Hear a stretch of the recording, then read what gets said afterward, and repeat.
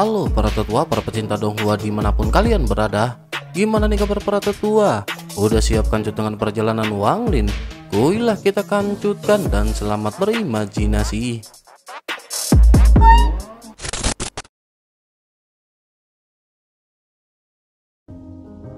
Cerita dilanjut di mana di episode sebelumnya Wang Lin gagal membangkitkan kembali Limuan dan merasa bersalah terhadap Zhou. Setelah cukup lama, Zhou yang tidak melihat penampakan Wang Lin memutuskan mencari keberadaan Wang Lin dan mengikuti monster nyamuk yang diperintahkan untuk melindungi Zhou. Terlepas dari semuanya, Wang Lin akhirnya mendapatkan pemahaman baru mengenai konsepsi domain kehidupan dan kematian miliknya. Wang Lin saat ini berada di puncak tahap formasi jiwa dan dengan domain yang sempurna, ia bersiap untuk melakukan terobosan ke tahap transformasi jiwa. Ini adalah sebuah pencapaian yang didambakan oleh semua kultivator untuk mendapatkan kekuatan tak terbayangkan dan kemampuan untuk menyerap energi spiritual celestial. Di masa lalu, tahap ini umum, namun setelah keruntuhan alam surgawi, kultivator transformasi jiwa menjadi langka. Terobosan ini sangat bergantung pada jumlah giok surgawi dan penyelesaian domain. Pemahaman akan hukum langit juga krusial. Pengamatan Wang Lin terhadap utusan surga sebagai dewa kuno juga mengubah persepsinya tentang hukum yang dianggapnya abadi dan tak tergantikan. Dengan pemahaman baru, Wang Lin menyerap energi spiritual celestial dari giok surgawi atau giok langit yang diperolehnya di alam celestial.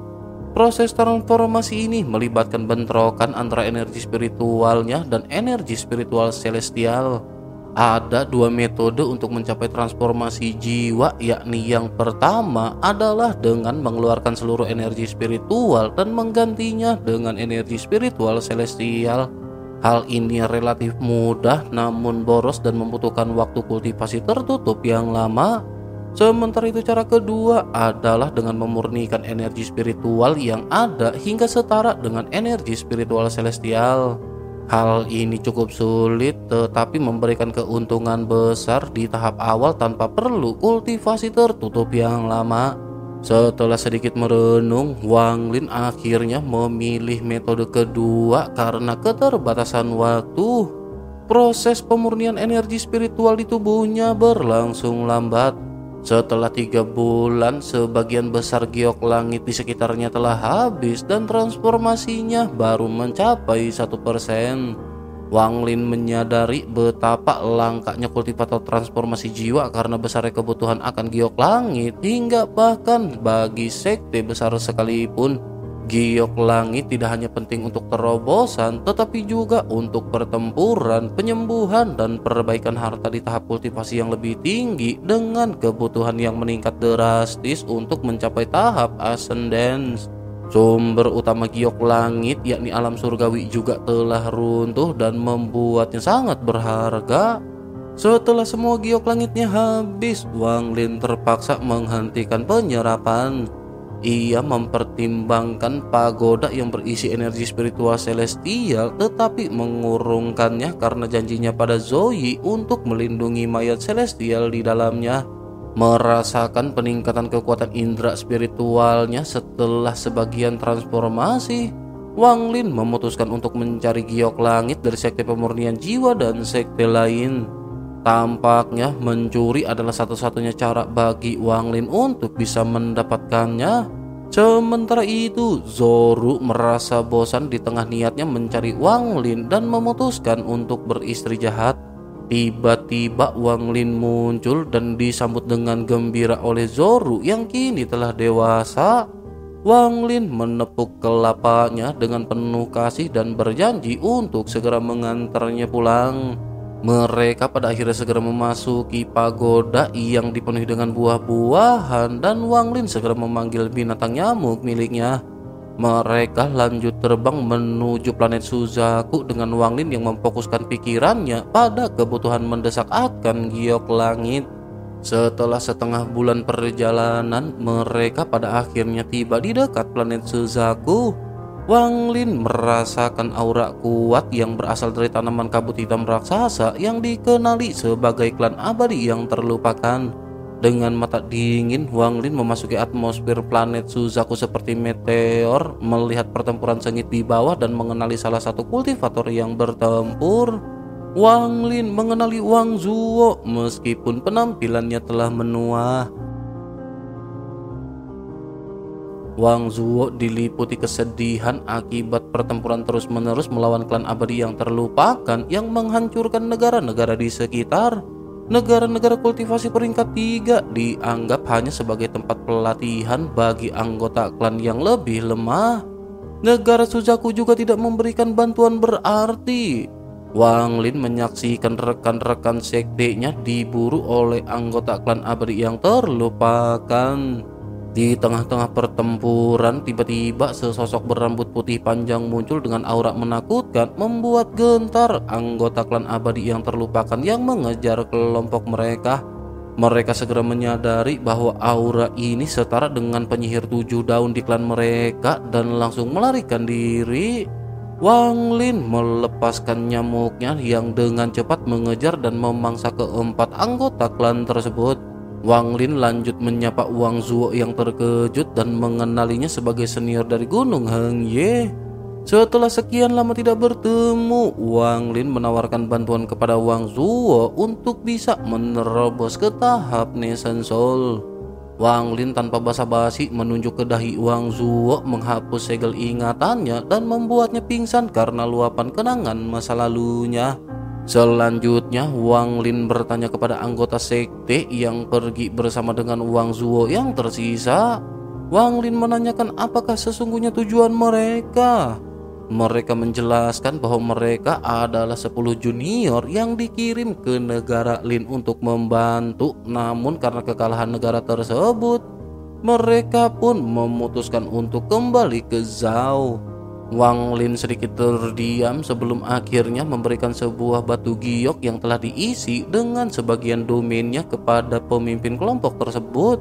Batu giok itu diharapkan dapat melindungi mereka dalam perjalanan kembali ke negara Zhao. Selanjutnya, Wang Lin memutuskan untuk pergi dengan membawa Wang Zuo. Begitu melihat Wang Lin pergi, pria tua yang menjadi pemimpin segera membungkuk dengan penuh rasa terima kasih. Anggota kelompok lainnya segera bertanya tentang identitas Wang Lin dan pria tua itu mengungkapkan bahwa ia adalah satu-satunya kultivator formasi jiwa dari negara Zhao bernama Wang Lin.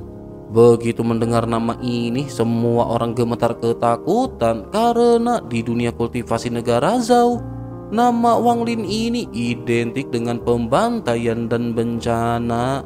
Singkat cerita, di puncak gunung, Wang Zuo tersadar dan dengan pahit memanggil nama Wang Lin. Wang Lin pun seketika berbalik dan tersenyum. Wang Zuo akhirnya kembali mengingat masa lalunya hingga kematian istrinya sebelum akhirnya mengucapkan terima kasih kepada Wang Lin. Wang Lin pada saat ini hanya tersenyum dan menjelaskan mengenai situasi saat ini di mana hanya mereka berdua yang tersisa dari klan Wang. Wang Zuo sedikit terdiam sebelum lanjut bertanya tentang tingkat kultivasi Wang Lin. Ia menduga bahwa Wang Lin telah mencapai tahap transformasi jiwa, namun Wang Lin menyangkalnya. Wang Lin kemudian lanjut bertanya kepada Wang Zuo tentang situasi planet Suzaku dan bagaimana klan abadi yang terlupakan bisa muncul di sana. Wang Lin juga menjelaskan bahwa ia telah pergi selama 7 tahun dan ia tidak tahu apa yang sedang terjadi. Wang Zuo sedikit terkejut mendengar hal tersebut dan menceritakan invasi klan abadi yang terlupakan yang telah menaklukkan sebagian besar negara kultivasi peringkat 3 dan mengancam negara peringkat keempat. Negara Suzaku melakukan perlawanan tetapi akhirnya terdesak mundur.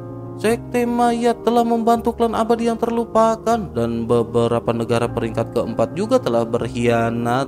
Dikabarkan bahwa klan abadi yang terlupakan mengirim 9 ahli dan 5 diantaranya telah teridentifikasi. Wang Lin merenungkan informasi tersebut, terkejut dengan perubahan besar yang terjadi selama kepergiannya.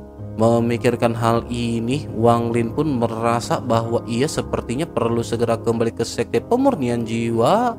Sementara itu Wang Zuo lanjut meminta Wang Lin untuk kembali ke negara Zhao dan menyelamatkan keturunan keluarga Wang yang tersisa di sana. Wang Zuo khawatir karena klan abadi yang tak terlupakan mencari manusia dengan akar roh dan mungkin keluarga Wang memiliki anak seperti yang mereka cari. Sementara itu di negara Zhao, di dalam kegelapan malam yang diselimuti hujan, sebuah kereta kuda melaju meninggalkan ibu kota. Seorang pria dengan cemas mengemudikan kereta, sementara di dalamnya terdapat sepasang suami istri dan seorang anak laki-laki bernama Yu-er. Ibu Yu-er, seorang wanita cantik, berusaha menenangkan anaknya yang bertanya tentang bahaya di negara Zhao akibat pertempuran dengan makhluk abadi. Ayah Yu-er, seorang pria dengan aura yang berwibawa, menjelaskan bahwa para makhluk abadi di ibu kota telah kembali ke sekte mereka untuk bersiap berperang melawan penjajah yang kuat ini. Ia juga mengungkapkan bahwa para dewa negara Zhao telah dikalahkan hingga akhirnya berkumpul di suatu tempat. Ibu Yu-er pada saat ini tampak khawatir dan bertanya-tanya mengapa para penjajah ini melakukan pencarian terhadap anak-anak. Sang ayah segera menjelaskan bahwa semalam raja diam-diam memberinya informasi mengenai alasan para penjajah mencari anak-anak. Mereka bertujuan untuk mencari anak-anak dengan kualifikasi menjadi abadi demi sebuah rencana besar. Sang ayah pun menghela nafas panjang dan berharap kakek buyut mereka ada di sana untuk membantu. Begitu memikirkan hal ini, ia teringat akan sesuatu hal yang menjadi harapan bagi mereka. Ia teringat akan pesan leluhur yang menyatakan bahwa dalam bencana besar, darah keluarga yang dioleskan di rumah leluhur dapat menyelamatkan mereka. Ia juga teringat bahwa leluhur mereka diyakini telah meninggalkan sesuatu di rumah leluhur mereka. Meskipun hanya rumor, harapan tipis menyala di kedalaman mata mereka. Pria itu pada akhirnya kemudian mengungkapkan catatan keluarga Wang tentang keluarga Teng yang sangat kuat, yang bahkan ditakuti oleh para keabadian dan raja dunia fana. Namun pada akhirnya keluarga Teng ini dihancurkan oleh musuh bebuyutan mereka, yakni keluarga Wang. Secara misterius, keluarga Teng musnah dalam semalam dan desas-desus menyebutkan bahwa leluhur keabadian klan Wang lah yang menjadi dalang penghancuran tersebut.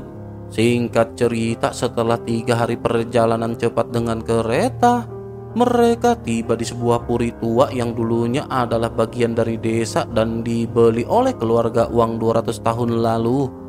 Di sana mereka disambut oleh para tetua setia keluarga Wang yang meskipun berambut putih memancarkan aura kekuatan yang mengintimidasi. Mereka segera menuju ke sebuah rumah sederhana di dalam puri yang diyakini sebagai rumah leluhur keluarga Wang mereka. Namun begitu tiba, 2 pria bertato di kening tiba-tiba muncul di atas atap. Salah satu dari mereka dengan sinis berkata bahwa orang-orang ini memiliki kemampuan pelarian diri yang sangat cepat. Ayah Yu-er yang menyadari bahwa mereka adalah kelompok pengejar segera memohon belas kasihan. Namun upayanya ini tidak membuahkan hasil dan bentrokan pun seketika terjadi.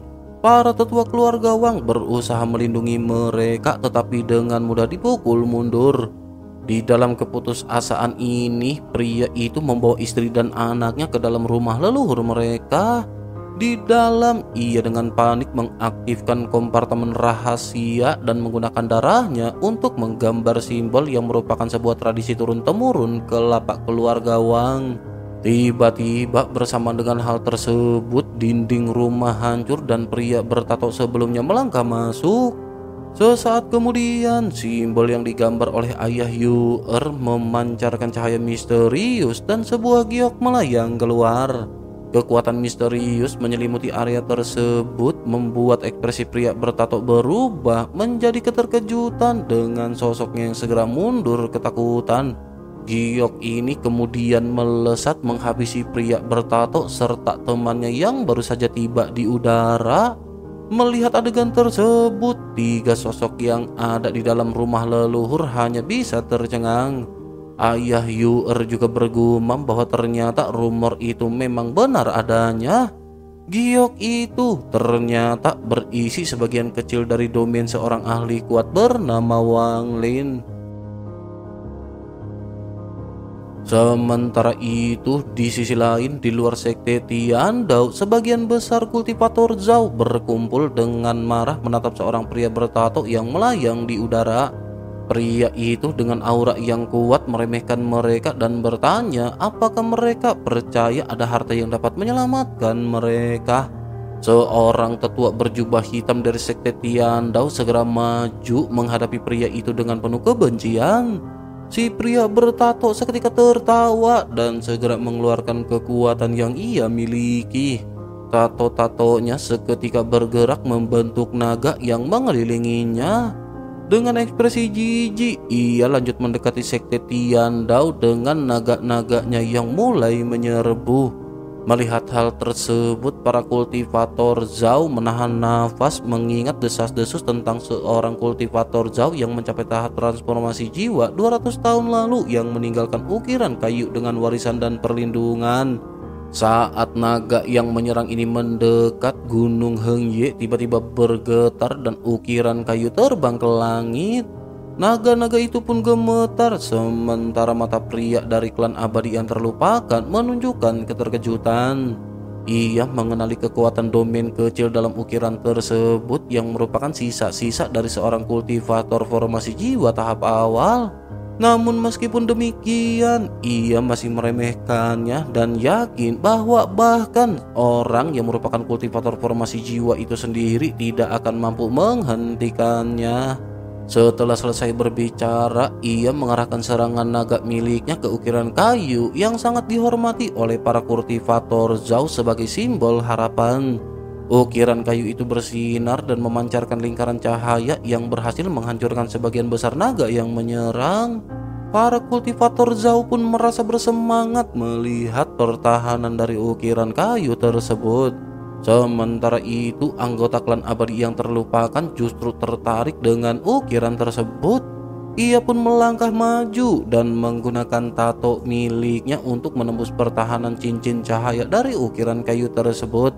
Dengan mudah ia mencapai puncak gunung Hengye dan berhasil merebut ukiran kayu tersebut. Seluruh gunung Hengye segera diliputi kesunyian dan keputusasaan saat simbol harapan mereka direbut.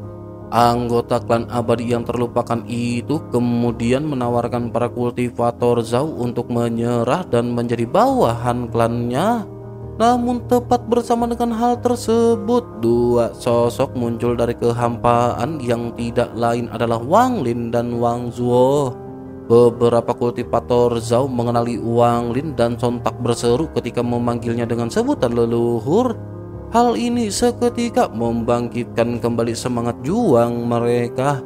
Sementara itu, anggota klan abadi yang terlupakan menjadi sangat ketakutan karena Wang Lin tiba-tiba muncul di dekatnya tanpa ia sadari.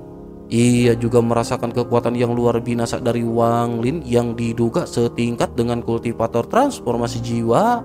Sementara itu, Wang Lin dengan dingin meminta agar ukiran kayu tersebut dikembalikan. Merasa terintimidasi oleh kekuatan Wang Lin, anggota klan itu melemparkan kembali ukiran kayu tersebut kepada Wang Lin. Namun saat Wang Lin hendak menangkapnya, ia mencoba serangan kejutan dengan meledakkan tato-tato yang tersembunyi di dalam ukiran. Wang Lin dengan tenang segera menetralisir ledakan tersebut, mengkompresnya menjadi bola energi kecil. Melihat serangannya gagal total, anggota klan abadi yang terlupakan itu berusaha untuk melarikan diri. Ia juga mencoba berdalih tentang adanya perjanjian antara klannya dengan negara Suzaku yang diwakili oleh seorang bernama Qian Feng yang menyerahkan negara kultivator peringkat ketiga seperti Zhao kepada klannya. Wang Lin seketika mengerutkan kening meragukan perjanjian yang disebutkan oleh sosok tersebut. Wang Lin juga lanjut menghalangi upaya pelarian anggota klan tersebut dengan memunculkan retakan spasial. Selanjutnya, tanpa banyak cincong lagi, Wang Lin segera melancarkan serangan balik. Anggota klan abadi yang terlupakan itu pun berusaha bertahan mati-matian menggunakan kemampuan tanaman sihir berdaun 6 dan mengancam akan meninggalkan kutukan tato jika ia dihabisi. Wang Lin dengan tenang mengungkapkan bahwa ia sudah memiliki 5 tato kutukan serupa di tubuhnya dari anggota klan abadi yang terlupakan lain yang pernah ia habisi sebelumnya. Akhirnya dengan tanpa banyak usaha, Wang Lin meningkatkan tekanan serangannya, menghancurkan pertahanan tanaman sihir dan juga menghancurkan tubuh sosok tersebut.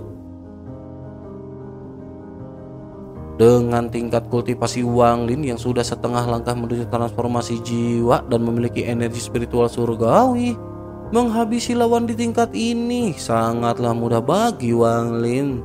Setelah pertempuran usai, Wang Lin lanjut mengembalikan ukiran kayu tersebut ke tempatnya di Gunung Hengye.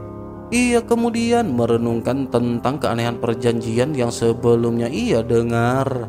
Bersama dengan hal tersebut, para anggota sekte Tiandao kembali menyambut Wang Lin dengan penuh hormat dan memanggilnya dengan sebutan leluhur. Meskipun Wang Lin awalnya menolak sebutan tersebut, Zheng Fengxiao yang merupakan pemimpin sekte saat ini menegaskan bahwa Wang Lin telah menjadi leluhur bagi seluruh kultivator Zhao sejak mencapai tahap formasi jiwa 200 tahun lalu di sekte tersebut. Begitu mendengar hal ini, Wang Lin pun merenung tentang masa lalunya di negara Zhao.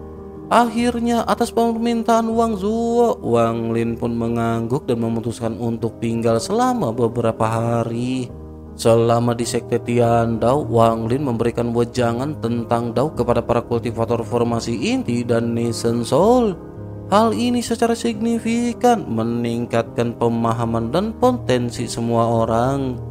Sebelum pergi, Wang Lin menciptakan formasi perlindungan yang sangat kuat untuk sekte Tiandao yang merupakan sebuah pertahanan yang biasanya hanya dimiliki oleh negara kultivasi peringkat 5. Setelah meninggalkan sekte Tiandao, Wang Lin bersama Wang Zuo mengunjungi keturunan keluarga Wang. Wang Zuo pada saat itu memutuskan untuk mengambil Yu'er sebagai murid dan memilih untuk tetap tinggal bersama keluarga Wang untuk melindungi mereka. Sementara itu Wang Lin sebelum pergi mengambil kembali Domenji dari Giok di rumah leluhur dan menggantinya dengan kecerdasan dewa miliknya. Begitu urusannya di Zhao selesai, Wang Lin memutuskan untuk mencari jejak sekte Hengye, sekte yang pertama kali membawanya ke jalan kultivasi. Ia menggunakan kecerdasan dewa dan menemukan lokasi lama sekte Hengye di Gunung Ular Gajah. Tempat itu sudah lama ditinggalkan dan tampak tertutup debu. Di dalam sebuah ruangan, ia menemukan kerangka seorang kultivator yang meninggal karena usia tua bersama dengan pesan yang menyatakan bahwa sekte Hengye telah berakhir bersamanya.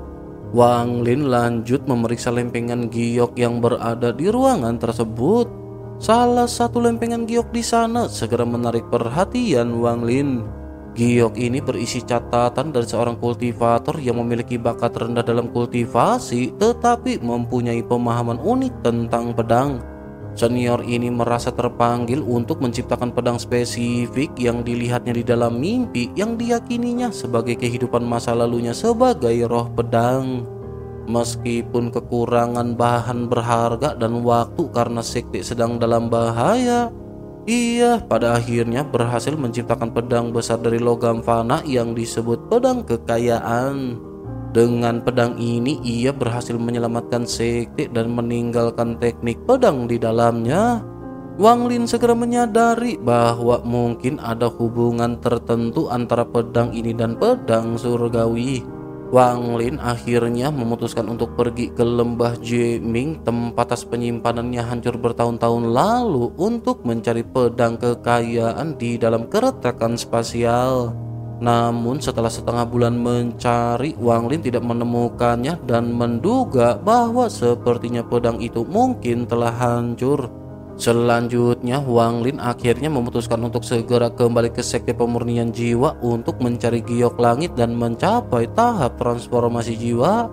Sementara itu di negara kultivasi peringkat keempat yang dikuasai klan abadi yang terlupakan, seorang pria bertopi jerami yang bernama Zhou Wutai merasakan kembalinya Wang Lin. Sebagai ucapan terima kasih atas bantuan Wang Lin di masa lalu ketika menghabisi Liu Wanfeng dan menyegel negara Shoye, Zhou Wutai meninggalkan sebuah giok berisi domain Liu Mei dan berharap Wang Lin dapat melahap hati Dao Liu Mei dan menjadi Suzaku berikutnya. Singkat cerita, kembali ke Wang Lin yang akhirnya muncul dari susunan teleportasi kuno di negara Pilu dan segera terbang menuju ke sekte pemurnian jiwa. Dalam perjalanannya, Wang Lin merasakan suasana tegang di antara kultivator yang ia lewati, di mana banyak di antara mereka yang tampak khawatir. Wang Lin juga berusaha menghindari sekelompok kultivator yang sedang melakukan pemindaian area dengan indera ilahi mereka.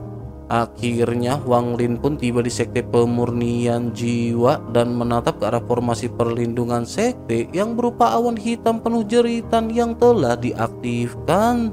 Wang Lin menyadari bahwa hal ini menandakan kewaspadaan mereka terhadap serangan. Wang Lin lanjut menggunakan teknik penyegelan jiwa ketika mengeluarkan bendera jiwa hitam besar dan menggunakannya untuk menembus formasi pertahanan tanpa terdeteksi. Fragmen jiwa dalam formasi itu seketika memberi jalan bagi Wang Lin. Begitu sampai di dalam sekte, Wang Lin memperhatikan bahwa jumlah murid telah berkurang drastis dan hanya 3 dari 9 cincin emas yang tersisa. Sesaat kemudian, sosok Du Tian juga muncul dari cincin darah. Penampilan Du Tian jauh lebih tua dari pertemuan terakhir mereka dan ia memancarkan aura kematian yang kental. Du Tian mengamati Wang Lin dan merasa takjub akan peningkatan pesat tingkat kultivasinya. Ia juga menyatakan bahwa sepertinya Wang Lin siap untuk menyerap energi spiritual langit dan mencapai tahap transformasi jiwa asalkan ia memiliki cukup giok langit. Wang Lin pun sedikit mengangguk dan menanyakan mengenai ketersediaan giok langit di sekte pemurnian jiwa. Du Tian tersenyum sebelum akhirnya menawarkan kesepakatan di mana Wang Lin akan mendapatkan bendera 1 miliar jiwa, seluruh sekte pemurnian jiwa, dan bahkan fragmen jiwa Du Tian di masa depan. Sebagai gantinya, Wang Lin harus berjanji untuk menjaga keamanan bendera jiwa tersebut, menemukan tempat baru yang cocok bagi sekte pemurnian jiwa untuk berkembang, dan membangun 999 menara untuk mewujudkan ambisi sekte menjadi negara kultivasi peringkat 6. Setelah merenung, Wang Lin akhirnya menyetujui persyaratan yang disebutkan oleh Du Tian. Du Tian pada akhirnya memimpin Wang Lin menuju area terlarang di gunung belakang sekte yang hanya bisa diakses oleh mereka yang menguasai teknik penyegelan jiwa. Mereka memasuki pusaran hitam yang membawa mereka ke sebuah gua berisi batu-batu peringatan para kultivator transformasi jiwa sekte terdahulu. Keduanya lanjut memberikan penghormatan kepada batu-batu tersebut.